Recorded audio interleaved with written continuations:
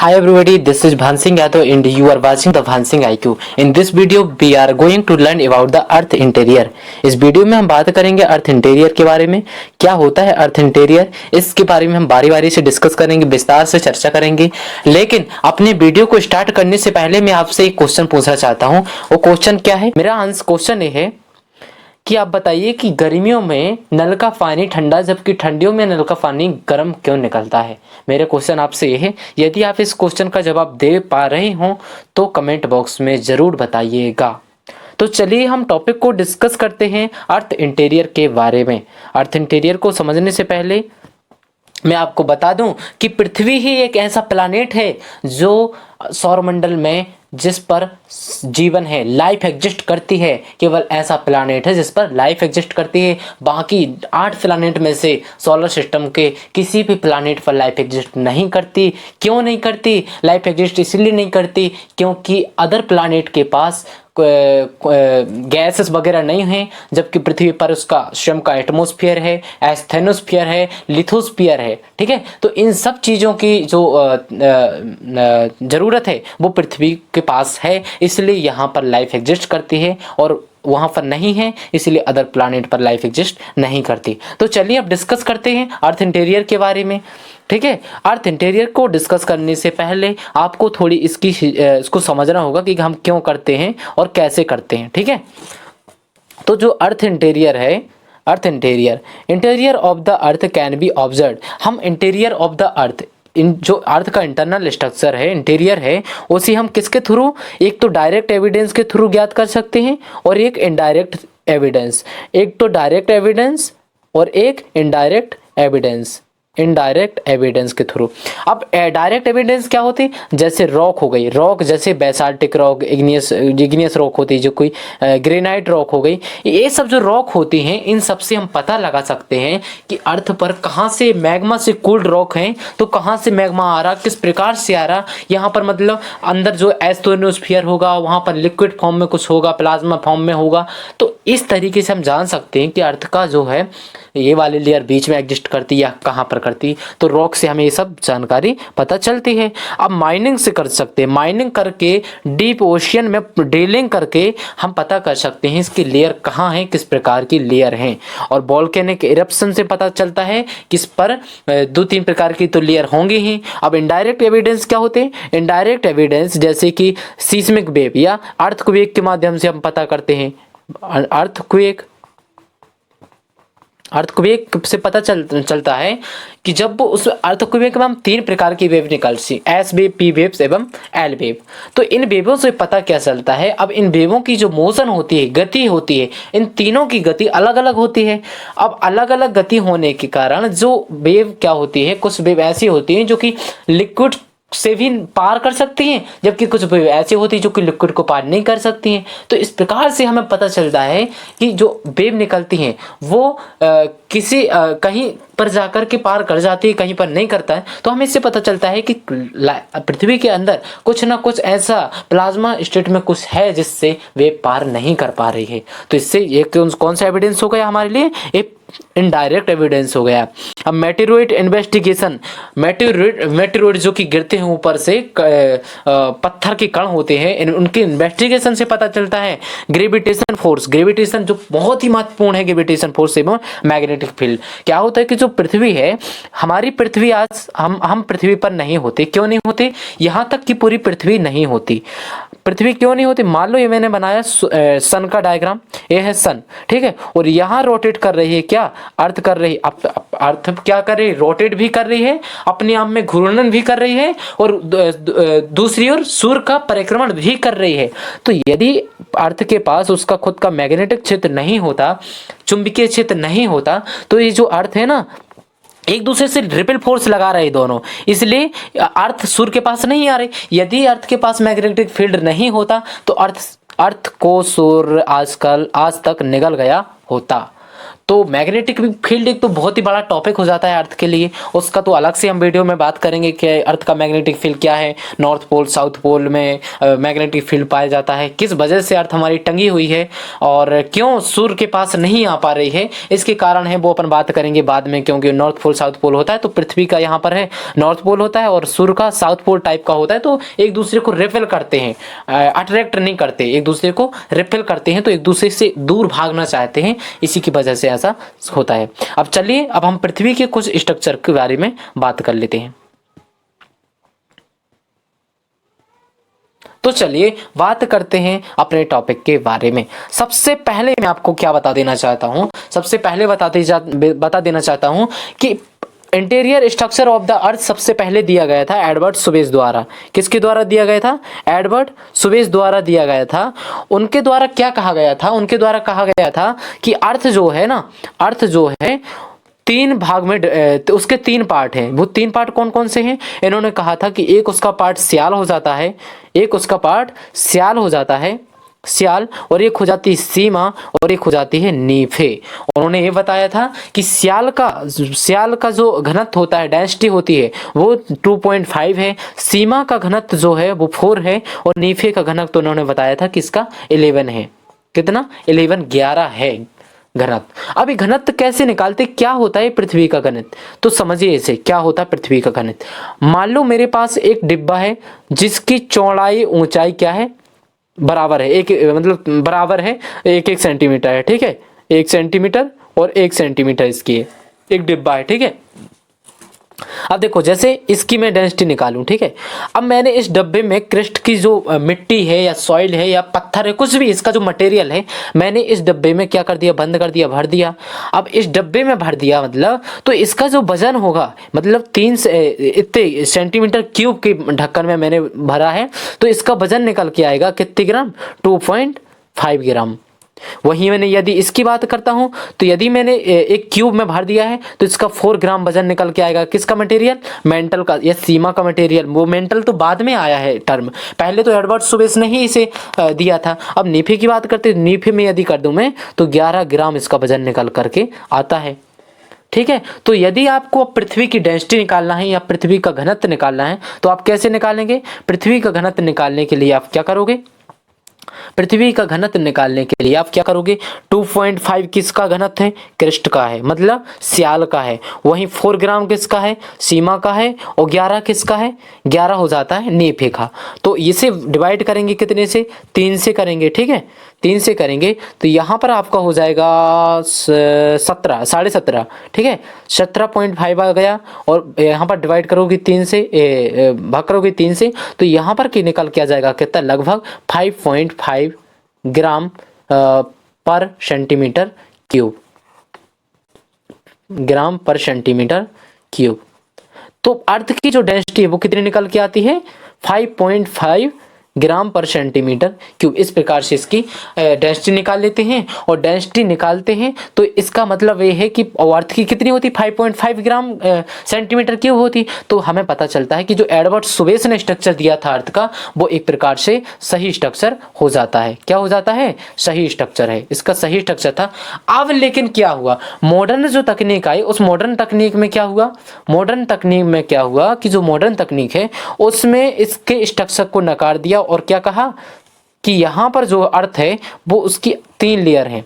कौन कौन सी? एक तो है क्रिस्ट, एक हो जाती है मेंटल, एक हो जाती है कोर, कोर हो जाती है, ठीक है। तो इस प्रकार से आधुनिक विचारधारा जो है वो ये कहती है कि अर्थ 3 भाग में डिवाइड है, क्रिस्ट, मेंटल, कोर में। इसे भूपर्पटी कहते हैं क्रिस्ट को, मेंटल को मेंटल ही कहते हैं, कोर को कोर कहते हैं, ठीक है। तो इस स्ट्रक्चर को जो प्रपोज किया है वो कई वैज्ञानिकों ने किया है। और अभी हम इसके बारे में बात करेंगे कि इसके यह लेयर कौन सी है, क्रिस्ट क्या होती है, मेंटल क्या होती है, कोर क्या होता है। ये वाली जो लाइन डिवाइड करने वाली है उसे क्या कहते हैं, इसे क्या कहते हैं। और फर्दर क्रिस्ट डिवाइडेड है, उन लाइनों को क्या कहते हैं। मेंटल फर्दर डिवाइड है, उन लाइनों को क्या कहते हैं। कोर भी डिवाइड है, अपर कोर एंड लोअर कोर। इस सभी के बारे में बड़े विस्तार से चर्चा करने वाले हैं, तो आप मेरे साथ बने रहिए। बहुत ही अच्छे से हम इस वीडियो में बात करेंगे। तो थोड़ा सा स्ट्रक्चर ऑफ द अर्थ की बात करते हैं। तो क्या आपको यहाँ पर देखने को मिलेगा, स्ट्रक्चर आप देख रहे होंगे, यहाँ पर स्ट्रक्चर आपको देख रहा, मतलब यहाँ पर एक अर्थ की कटिंग की हुई है, यहाँ पर आपको दिख रहा ऊपर वाली क्रिस्ट है, फिर उसके बाद आपको मेंटल देखने को मिलता है, आउटर कोर मिलता है, इनर कोर मिलता है। तो ए वाली जो लेयर हो जाती है इसे हम क्या कहते हैं, क्रिस्ट कहते हैं। अब क्रिस्ट क्या होती है, देखो यहाँ पर समझो आप क्रिस्ट क्या होती है। देखो यहां पर देखो, ए वाली जो जहां पर हम रह रहे हैं उसे क्रिस्ट कहते हैं। क्या कहते हैं, क्रिस्ट, भूपरपट्टी। और यहां पर जहां पर एस्थेनोस्फीयर पाया जाता है उसे मेंटल कहते हैं, उसे मेंटल कहते हैं। और अंदर वाला जो भाग जहां पर मैग्नेटिक फील्ड जनरेट होता है उसे क्या कहते हैं, उसे कोर कहते हैं, उसी कोर कहते हैं। तो अब सबसे पहले हमें बात करनी है क्रिस्ट के बारे में, आखिर क्रिस्ट क्या होती है। तो चलिए बात करते हैं इसके बारे में। अब देखो क्रिस्ट क्या होती है, क्रिस्ट क्या होती है इसे समझो। क्रिस्ट क्या होती है, the crust is the outer most brittle solid part of the earth ranging from the 5 to 70 kilometre. अब देखो मैंने यहाँ पर आपको अभी क्रिस्ट का डायग्राम बनाया था, आपको यहां पर क्रिस्ट का डायग्राम बनाया था। किसका बनाया था, क्रिस्ट का बनाया था। अब यहां देखो क्रिस्ट यहां से लेकर के यहां इसकी लंबाई कितनी हो जाती है, 0 से 70 या 100 किलोमीटर। कहीं कहीं पर 100 मिलता है, कहीं पर 70 मिलता है। ठीक है, तो यहाँ की जो लंबाई है वो 5 से 70 किलोमीटर हो जाती है। अब ये वेरी करती है अलग अलग, ओशियन पर अलग वेरी करेगी और कॉन्टिनेंटल पर अलग वेरी करेगी। ठीक है, अब देखो यहां पर अब क्रिस्ट को फर्दर अपन ने डिवाइड किया 2 पार्ट में, डिवाइडेड इनटू 2 पार्ट। एक तो हो जाएगा कॉन्टिनेंटल क्रिस्ट, दूसरा हो जाएगा ओशियनिक क्रिस्ट। कॉन्टिनेंटल क्रिस्ट क्या होता है, मतलब इसकी जो थिकनेस होती है वो थिकनेस अराउंड 30 किलोमीटर होती है और यह स्याल की बनी होती है। स्याल का मतलब क्या होता है, स्याल का मतलब है सिलिका एवं एल्युमिनियम, सिलिका एवं एल्युमिनियम, एल्युमिनियम, सिलिका एवं एल्युमिनियम की बनी होती है क्या, क्रिस्ट बनी होती है। और एल्युमिनियम की और थिकर होती है, thicker than the oceanic crust. Oceanic crust से क्या होती है, मोटी होती है। इट्स डेंसिटी इज अराउंड 2.7, जो कि मैं अभी बता चुका हूं आपको 2.5 लगभग। अपन को सभी सारी चीज़ें लगभग लेके चलनी है, अभी मैंने बताया था लगभग 2.5 होती है। अब ओशियनिक क्रिस्ट क्या होती है, मेन थिकनेस इसकी होती है कितनी, 5 किलोमीटर। और सीमा, इसे इसका जो कंपोजिशन होता है सीमा होता है, सीमा का मतलब हो जाता है सिलिका और मैग्नीशियम का मतलब MgMa का मतलब हो जाता है मैग्नीशियम, मैग्नीशियम। तो ओशियनिक क्रिस्ट क्या होती है, बेसाल्टिक नेचर में होती है, ओरिजिन होती है और रिलेटिवली क्या होती है, younger than the continental crust होती है। Basaltic crust is dense at 3.0 gram per centimetre. अभी मैंने बताया था एवरेज 4 बताया था, तो अपन को एवरेज लेकर के चल रही सारी चीज़ें। अब बात करते हैं मेंटल की। मेंटल क्या होता है, मेंटल अप टू 2800 मतलब लार्जेस्ट पार्ट, लगभग ये 83%, मतलब 83% एरिया कवर करता है पूरी अर्थ का, मतलब 83% जो भाग है वो केवल मेंटल का भाग है। अब इसमें एस्थेनोस्फीयर जो है, upper portion of the mantle which extend up to around 400 kilometre, जो कि 400 किलोमीटर तक एक्सटेंड है, उसे क्या कहेंगे, एस्थेनोस्फीयर कहेंगे। क्या कहेंगे, एस्थेनोस्फीयर, एस्थेनोस्फीयर कहते हैं। और बाकी एंड मेन सोर्स जो इसका यहाँ पर क्या मिलता है आपको, मैग्मा मिलता है। इसकी डेंसिटी 3.4 ग्राम पर सेंटीमीटर क्यूब होती है। अब लोअर मेंटल क्या होता है, लोअर मेंटल क्या होता है, जो लोअर मेंटल होता है सॉलिड स्टेट में होता है, जो कि कहाँ तक होता है, कोर मेंटल बाउंड्री तक होता है। जो अपर कोर होती है उसकी बाउंड्री तक पाया जाता है। इस लेयर को क्या कहा जाता है, इस layer called as the D double prime layer, D double prime layer कहा जाता है। अब यहाँ पर नोट करने की कुछ चीज़ है, नोट क्या है कि जो क्रिस्ट है and upper part of mantle है, lower crust and upper part of mantle दोनों कंबाइंड करके इन्हें कहा जाता है लिथोस्फीयर। क्या कहा जाता है, लिथोस्फीयर।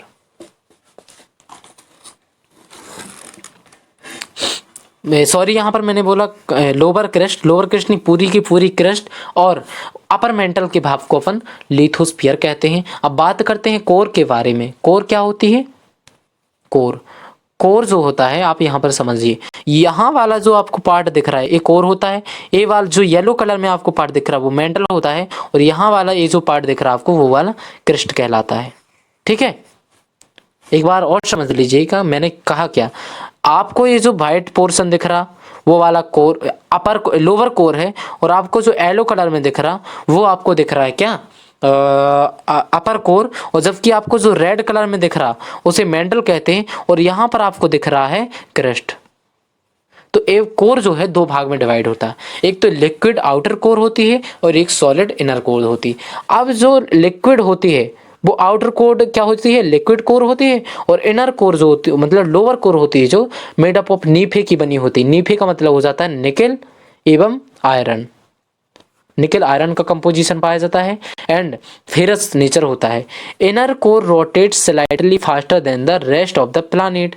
अब इनर जो है, क्योंकि इनर कोर सॉलिड है, जैसे अर्थ अपने आप में घूर्णन करती है, परिक्रमण करती है, तो उसके साथ साथ क्या करता है, अंदर वाला जो इनर कोर है वो भी रोटेट करता है, क्योंकि वो सॉलिड स्टेट में है। तो the density at the outer core is 5.5 gram per centimetre cube which increase to 13 gram, या अभी मैंने आपको बताया था 11 gram per centimetre cube in the inner core.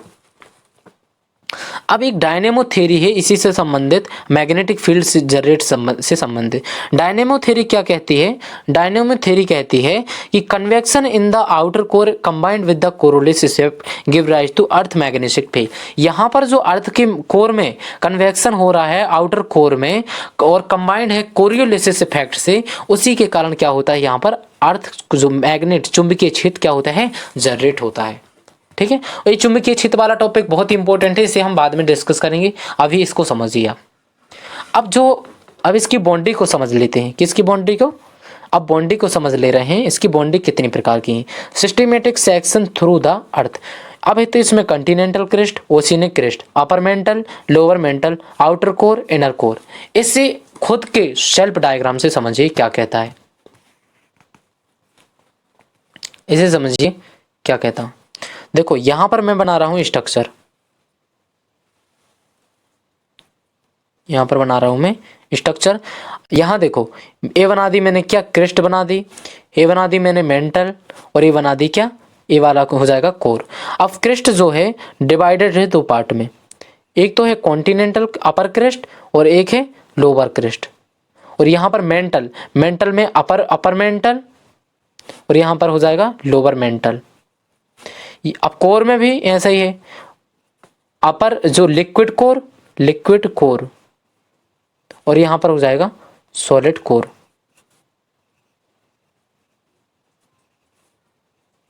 जो कि रोटेट करता है। अब देखो यहां पर हो जाएगा अपर क्रेस्ट, यहां पर हो जाएगा लोअर क्रेस्ट। आपको ये डायग्राम समझ में आ रहा होगा। चलिए तो बात करते हैं इसके बारे में। अब मैं इसे आपको समझाता हूं कैसे होता है। क्रेस्ट के बीच में जो वाली लाइन दिख रही है इसे क्या कहते हैं, इसे कहते हैं अपन क्या, इस वाली लेयर को इसे क्या कहते हैं, यहां वाली जो वाली लेयर दिख रही है आपको, ए वाली, ये तो मेन बाउंड्री हो गई, मेन बाउंड्री हो गई। और ए वाली कौन सी हो गई, जो कि फर्दर डिवाइड करती है। तो इस वाली को क्या कहते हैं, इस वाली को कहते हैं मोहो लाइन, मोहो डिसकंटिन्यूटी, जो क्रेस्ट एवं मेंटल को क्या करती है, क्रेस्ट एवं मेंटल को अलग करती है, उसे मोहो लाइन कहते हैं। और जो मेंटल और कोर को अलग करती है उसे गुटेनबर्ग कहते हैं, गुटेनबर्ग, उसे गुटेनबर्ग कहते हैं। अब यहां पर देखो, अब जो क्रेस्ट अपर क्रेस्ट और लोअर क्रेस्ट को डिवाइड करती है उसे क्या कहते हैं, कॉनराड डिसकंटिन्यूटी, कॉनराड डिसकंटिन्यूटी कहते हैं। जो अपर मेंटल और लोअर मेंटल को अलग करती है उसे रैपिटी कहते हैं। और जो अपर कोर और लोअर कोर को अलग करती है उसे क्या कहते हैं, उसे कहते हैं लेहमैन असंबद्धता या लेहमैन डिसकंटिन्यूटी, लेहमैन लेहमैन असंबद्धता कहते हैं। इसे अभी हम फिर से डायग्राम, दूसरे डायग्राम से समझेंगे। अभी आप बॉन्डेज के बारे में समझिएगा। देखो कॉनराड डिस्कंटी, मैंने जैसा कि मैंने अभी बताया आपको, कॉनराड डिस्कंटी क्या थी, between upper and lower continental crest के बीच में जो पाई जाती है उसे कॉनराड कहते हैं। मोहरो बेसिक किसे कहते हैं, मोहो, क्रेस्ट और मेंटल को डिवाइड करने वाली को मोहो कहते हैं। गुटेनबर्ग जो कोर एवं मेंटल की बाउंड्री को सेपरेट करती है, अलग करती है, उसे गुटेनबर्ग कहते हैं। और एक और रेपटी होती है जो कि अपर मेंटल और लोअर मेंटल को अलग करती है, उसे रेपटी कहते हैं। रेपटी इसमें लिखा नहीं है, आप लिख लेंगे रेपटी, जो अपर मेंटल और लोअर मेंटल को अलग करती है। लेहमैन क्या होती है, वो बाउंड्री, वो लाइन जो कि आउटर एंड इनर कोर को अलग करती है, उसे लेहमैन असंबद्धता कहते हैं। अब यहाँ पर आप अर्थ का स्ट्रक्चर देख रहे होंगे। अर्थ के स्ट्रक्चर में देखिए, ये हो जाएगी क्या, कॉन्टिनेंटल क्रेस्ट, इससे क्या कहेंगे, कॉन्टिनेंटल क्रेस्ट कहेंगे। उसके बाद आपको देखने को मिलेगा लिथोस्फीयर, ये वाला जो पोर्शन दिख रहा इसे लिथोस्फीयर कहेंगे। यहाँ आपको जो दिख रहा है एस्थेनोस्फीयर कहते हैं। अपर मेंटल हो जाता है, लोअर मेंटल हो जाता है। ये क्या है, आउटर कोर है और ये इनर कोर हो जाता है। तो आप इस प्रकार से इसे समझ सकते हैं। यहाँ पर मैंने अभी बताया था आपको कि जो क्रेस्ट की चौड़ाई मतलब गहराई होती है वो कितनी होती है, 0 से 100 किलोमीटर तक होती है। वहीं मेंटल जो है 2800 तक एक्सटेंड होता है, 100 के बाद 2829 तक जाता है। और मेंटल के बाद जो कोर की गहराई होती है वो लगभग 500 मतलब 5100 या 6300 भी किसी कहीं पर लिखा रहता है, तो इसकी लंबाई होती है 6300 किलोमीटर तक, ठीक है, एक्सटेंड होती है। तो इस प्रकार से आज का जो लेक्चर था बहुत ही बेहद महत्वपूर्ण लेक्चर था। तो यदि आपको वीडियो अच्छा लगे तो आप इसे लाइक कीजिए और सब्सक्राइब कीजिए।